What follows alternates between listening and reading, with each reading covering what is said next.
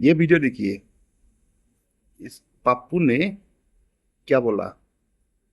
Protest करने के लिए गया था, पुलिस ने अरेस्ट किया और पुलिस ने क्या बोला उसको। सुनिए, ये वीडियो देखिए। सही है कि पुलिस वाले थोड़ा मतलब मुझे घसीट घसीट के ले गए, बट वो कान में कह रहे थे कि इस सरकार को हटाइए। एक्चुअली मैं राजस्थान का हूं, इनको हटाइए। हम सिर्फ वर्दी पहने हैं। दूसरा कह रहा है मैं हरियाणा का हूं, इनको हटाइए। तो दैट सेंटिमेंट इज देयर। चला मन बुद्धि साला, क्या बोलोगा तुमको। कुछ नहीं है तुम्हारा। तू भूखा है।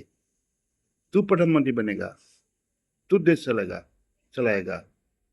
साला, तेरा जैसा गद्दार को तो 20 सड़क में दौरा दौरा के क्या बोलो। साला मन बुद्धि हट।